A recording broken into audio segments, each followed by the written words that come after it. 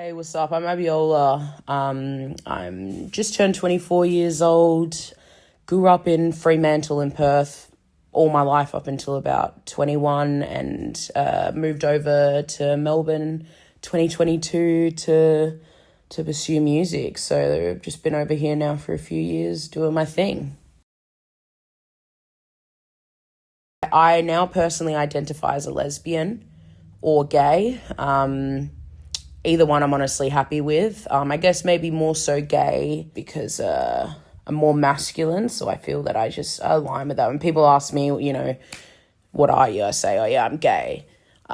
So yeah. So I officially started identifying. I had a few different, transitions. When I was in high school, I came out to my friends as bisexual, and then by the time I hit about 18, I started going and using the term queer, and I identified as queer for quite a bit. And then probably in the last 2-3 years, I'd say I strongly identify with being gay. Yeah.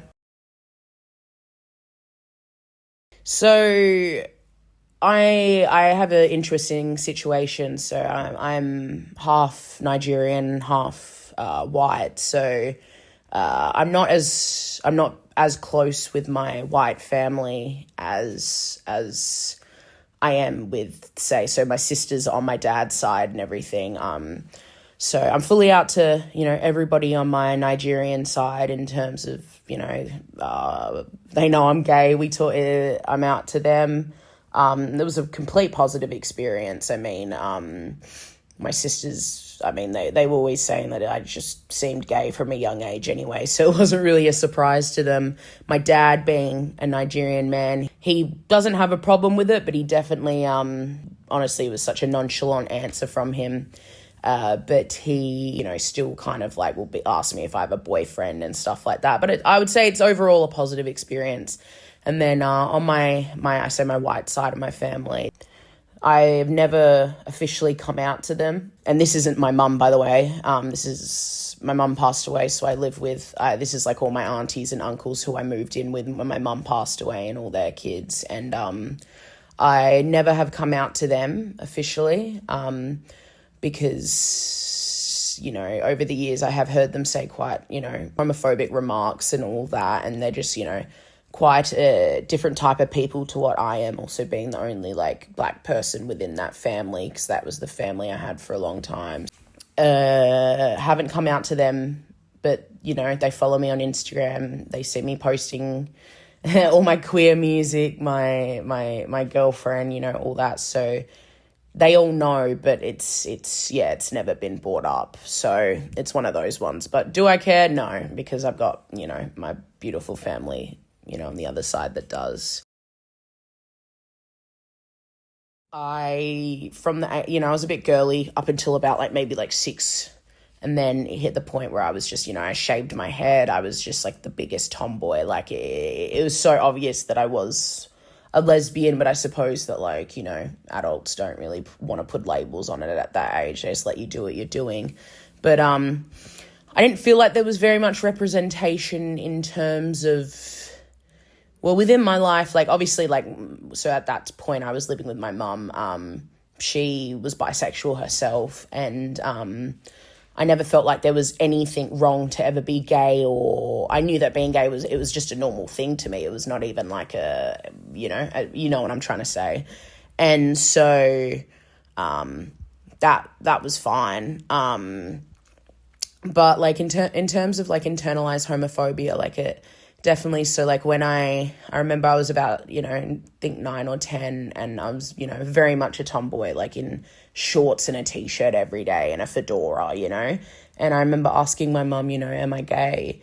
And she told me just because you dress in a certain way doesn't mean you're gay, but ultimately at the end of the day, I can't answer that for you. Only you know if you're gay, And so I sat on that and I never really thought about it again. And then it ended up that, my mum passed away. I moved in with my auntie and uncle and stuff who were very conservative. And I automatically, just fully became hyper femme in terms of like, I was like, okay, I'm not dealing with this right now, dealing with so much other stuff. I, went through high school getting with men and, well, not men, but sorry, boys. And it kind of just something that wasn't really crossed my thoughts until I was probably about 16, when I then came out as bisexual to my friends. But yeah, in terms of representation, I generally didn't feel very represented. Like, I never saw someone like me on the screen, especially being like a bigger Black masculine woman, like I felt like all the queer representation I was seeing was kind of like just either, like the L word, which was just, a bunch of skinny white girls basically. And and Ellen DeGeneres was a big one. And I was like, oh my God, I don't want to, like, if that's what it means to be gay, like, I don't want to be that, you know what I mean? So there was definitely like an internalized homophobia, but I feel like it was in the sense of that, like, I didn't want to accept it when I was a teenager, but when I was a kid, I was just going with the flow. Like, it wasn't even a thought on my brain. Like, I kind of just was who I was, and I was lucky that, when I was living with my mum and stuff, all of the people in our, like, community and our friends and family, like, never asked me anything, never. They just let me do what I did, let me dress how I dress, and yeah, that was great. I mean, for sure. I mean, obviously I live in Melbourne now, but I did, I was living in Perth until I was 21 years old, so almost 22 actually. And I definitely feel like there is a community that is feel accepted. I mean, in all honesty, now moving in Melbourne, I feel a lot more unsafe in Melbourne being a queer person, especially a masculine, gay, Black woman. It's like I've definitely experienced like way more homophobic and fat phobic things like towards me in Melbourne. Like I ultimately did feel a lot more safer in Perth, because I feel like, especially living down in Fremantle, I feel like it was like this big thing that like everyone just accepted everyone for being who they were, which was fucking sick to, once I'd moved out with my auntie and uncle, moved out from living with them. So that was really great. And yeah, and obviously I just have my family on my dad's side, like my sisters and everything, who are just like it's not even, it's spoken about in the same way that their heterosexual couple, like, relationships are spoken about. It's great. There's not even anything, I don't even think I had to come out to my sisters. I think it was just like, oh, yeah, like I just spoke about a girl one day and it was like, oh, yeah, cool. Honestly, that's a big one. I would say that no. I'm around a lot of queer people, 100%, yes. In Perth, most of my friends were queer. I mean, I can only speak more so for Freo, just because that was kind of my stomping grounds for, for a long time. And I feel like that was a very, like, queer place, but predominantly white, There was definitely not... I mean, I'm trying to think of there's not a lot of Black queer people in Fremantle, or even Black people, honestly, period. But in Melbourne, it's great. I'm around many queer people, which is almost everyone I know who I've met in Melbourne is queer, which is, fucking sick.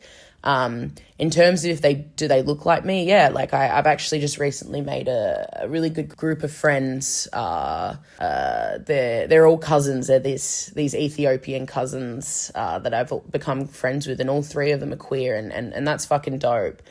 So I do see a lot of Black queer people around Melbourne, which is like fucking sick to see, because I feel like I rarely got to see that in Perth. So yeah, obviously in that terms, yes, they look like me, but do I ever, I rarely see, large Black or even mixed race, masculine women like around. And I generally don't think I've ever seen someone that like kind of, looks like me exactly, in terms of like my size and all of that. I feel like I've never actually come across someone who looks like me like that. Oh, I'd be so gassed if I saw or knew more Black lesbians around me. I mean, what's great is like, I have met quite a few Black lesbians in Melbourne, which is like fucking sick to see, because they are hands down the sexiest fucking people in the world, you know.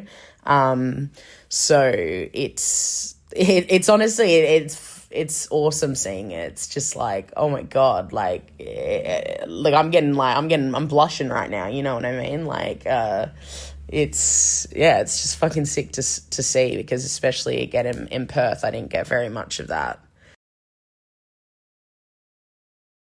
Probably my black identity is a bigger part in my identity over being gay. Just in terms of like, yes, I have friends who are white and they're queer. Do I necessarily have that much in common with them? Like, can I connect with them in the same way that I do with other black people? No. I'll never be able to still, because ultimately at the end of the day, you know, anyone can walk around and they can hide if they're gay. Do you know what I mean? Like, you can walk down the street, someone's not going to pin out if you're gay. But if you're black, you can't hide that. You're always going to be black. So that to me is definitely like a bigger part of my identity, I feel. And in terms of like, no, I wouldn't say I'm like really that deep into like queer culture and everything. Like, I definitely think of myself as black first over being gay. Do you know what I mean? So yeah, I think black identity definitely plays a bigger part in my identity than being gay. I mean, I feel like when I was younger, I mean, it's cliche, but the biggest person I looked up to was definitely my mum, just in the sense of like, I mean, she was a white woman, but she really made efforts to make sure I knew who I was, and this is in terms of my black identity, because my father wasn't around during this time, but I definitely looked up to her, just and also in the sense of that, like, she was probably the most accepting person I knew. Just like, she had many gay friends, she had many black friends, she had, like, it was just like, I was like, oh, this, like, you know, like, she taught me to just always be comfortable with whoever you are, you know what I mean? So I know it's a cliche answer, but that would be the one for sure. Who do I look up to now? I'd probably say my older sisters, honestly. Like, now that I'm an adult and, like, you know, they've lived, you know, they've been the age that I've been. I look up to them a lot, and they just, all my sisters are so great at being able to be 100% themselves, and they don't hide who they are for anybody. They don't bullshit. They keep it real. They're all about, especially my sister. She is someone I definitely look up to, just in the sense that, like, she really fights for what she believes in. She doesn't step down when something's wrong. Like, she'll hold her ground. She doesn't take bullshit from anybody, and that's definitely someone that I look up to. Yeah, for sure. I would say a place I feel completely comfortable to feel me is probably when I'm hanging out with my black friends, for sure. Like, it's one thing, you know, obviously, like, I love my white friends, but I definitely do hold myself back a little bit. They are queer as well, but it's just like having those black friends that are also queer. It's like, wow, we really are the same. We really can put all the cards on the table and talk about this, and we're actually going to completely understand, you know, everything that every one of us is saying. So that's probably the spaces that I feel the most comfortable in, for sure. And also my sisters, yeah. Probably you don't need to have sex with these men and sorry, boys, and you don't need to hide who you are. Like, it was like, I dressed in certain ways because I didn't want people to think that I was gay, and I would get with these boys because I didn't want people to think I was gay. But, like, did it make me happy? No. I would just say, you know, you're gay. Like, I knew that I was gay by the time I was definitely like 9. Like, I knew, but I tried not to think about it until about 16, you know? And I'd just be like, bro, you're missing out on so much. That's what I would say. I would say that you're gay, and, you know, you're going to miss experiences in terms of, like, you know, just like not like sexually, but just like being able to express who you are, like being able to dress how you are, being able to act the way you are, all of those things. So that's something that I would definitely say to my younger self about my sexual identity. There's nothing to be scared of, and that it's gonna be okay. You got a girlfriend now, you're doing your thing. But yeah, so I would just say, you're gay. Like I knew that I was gay by the time I was definitely like 9. Like I knew, but I tried not to think about it until about 16. And I'd just be like, bro, you're missing out on so much. That's what I would say. I would say that you're gay, and you're gonna miss experiences in terms of like, just like not like sexually, but just like being able to express who you are, like being able to dress how you are, being able to act the way you are, all of those things. So that's something that I would definitely say to my younger self about my sexual identity. There's nothing to be scared of, and that it's gonna be okay. You got a girlfriend now, you're doing your thing. But yeah.